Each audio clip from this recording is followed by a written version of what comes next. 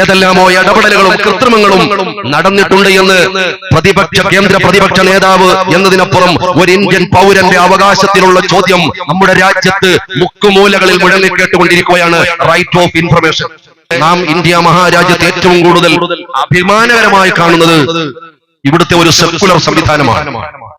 ഈ സെക്കുലർ സംവിധാനത്തിന് വലിയ ഒരു ചോദ്യചിഹ്നമായി ഇന്ത്യ മഹാരാജ്യത്തിലെ മുഴുവൻ ആളുകളെയും അല്ലെങ്കിൽ ഭൂരിഭാഗം ആളുകളെയും ആശങ്കയുടെ മുൾമുനയിൽ നിർത്തുന്ന ഒരു വാർത്തയാണ് കുറച്ചു മുമ്പ് നാം മീഡിയ സംവിധാനത്തിലൂടെയും പത്രമാധ്യമങ്ങളിലൂടെയും അറിഞ്ഞത്.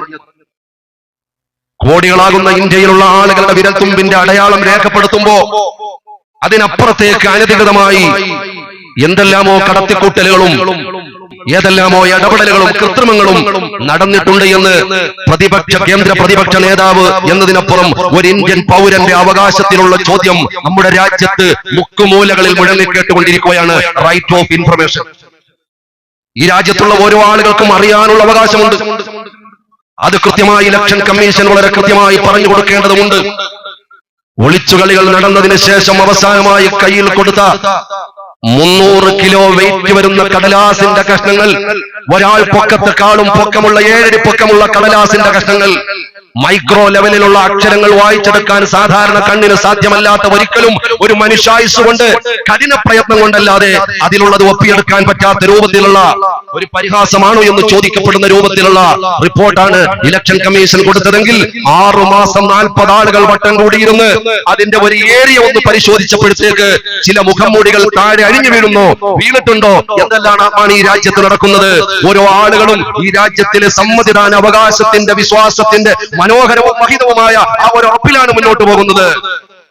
അതുകൊണ്ട് അസ്ഥിവാരം നഷ്ടപ്പെട്ടു പോയിട്ടുണ്ടോ ഈ രാജ്യത്തിൻ്റെതെന്ന് ചോദ്യം ചെയ്യപ്പെടുന്ന രൂപത്തിലുള്ള റിപ്പോർട്ടുകളാണ് വരുന്നത്. ഞാനിത് പറയാനുള്ള കാരണം ഇന്ത്യ മഹാരാജ്യത്തിന്റെ സ്വാതന്ത്ര്യ ദിനത്തിന്റെ സന്തോഷങ്ങളും കടന്നു വരുന്ന സന്ദേശങ്ങളും തൊട്ടു മുമ്പിൽ നിൽക്കുകയാണ്.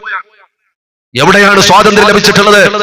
ഇന്ത്യയുടെ മതേതര സ്വഭാവത്തിന്റെ കടക്കൽ കത്തിവെക്കുന്ന രൂപത്തിലുള്ള നടപടികൾ നടക്കുന്നുണ്ടോ എന്ന് ഈ രാജ്യത്തിലുള്ള ഓരോ പൗരനും അറിയാനുള്ള അവകാശമുണ്ട്, അന്വേഷിക്കാനുള്ള അവകാശമുണ്ട്.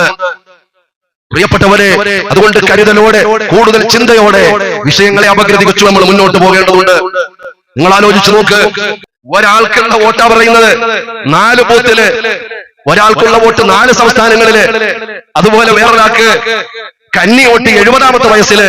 എന്തിനേറെ പറയണം, ബാംഗ്ലൂർ നോർത്തിലെ ഒരു അസംബ്ലി മണ്ഡലത്തിന്റെ കണക്ക് വന്നപ്പോ തന്നെ ഞെട്ടിക്കുന്നതായിരുന്നില്ലേ? ഞാൻ വിശദീകരിക്കുന്നില്ല, സമയം പോരാ.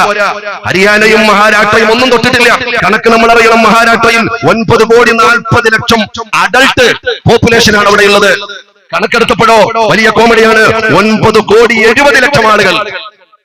70 ലക്ഷം ആളുകൾ അവിടെ ഇല്ലാത്തപ്പോൾ പോപ്പുലേഷനിൽ 70 ലക്ഷം ആളുകളാണ് കടന്നു വന്നത്. നിസ്സാരമല്ലത്.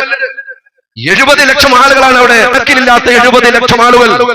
വോട്ടിന്റെ കണക്കെടുക്കാൻ വന്നിട്ടുണ്ട്. ഞാൻ പറയുന്നത്, ഈ രാജ്യത്തിൽ ഒരു പുതിയ പ്രഭാതത്തിന് വേണ്ടി പ്രാർത്ഥനയോടെ പ്രതീക്ഷയോടെ ഓരോ നിമിഷങ്ങളും തെളിനിൽക്കുന്ന 5 വർഷത്തിന്റെ ഉരുക്കവും ഞെരുക്കവും കഴിഞ്ഞാൽ ഇനിയൊരു പ്രഭാതം വരാനുണ്ടല്ലോ എന്ന് പ്രതീക്ഷിച്ചു നിൽക്കുന്ന മതേതര ഇന്ത്യയുടെ മനോഹരമായ കാഴ്ചകൾ സ്വപ്നം കാണുന്ന കോടികൾ ഇവിടെയുണ്ട്. ഇന്ത്യ മഹാരാജ്യത്തിലെ 35% മാത്രമാണ് ഈ പറയപ്പെട്ട വിഭാഗമെങ്കിൽ 65% ആളുകളും മതേതരത്തിന് വേണ്ടി ദാഹിക്കുന്നവരാണ് എന്ന് നാം മനസ്സിലാക്കണം. പക്ഷെ എങ്ങനെ 35% സാധിച്ചെടുക്കാൻ കഴിഞ്ഞു എന്നിടത്താണ് നാം പരാജയപ്പെട്ടു പോകുന്നത്. അതുകൊണ്ട് വിശദാംശങ്ങളിലേക്കൊന്നും കിടക്കുന്നില്ല. പറയാതിരിക്കാൻ നിർവാഹമില്ലാത്തത് കൊണ്ട് മാത്രം, ഇന്ത്യയുടെ പുതിയ ഒരു സ്വാതന്ത്ര്യത്തിന് മുമ്പിൽ വന്നതുകൊണ്ട് മാത്രം ഓർമ്മപ്പെടുത്തുകയാണ്.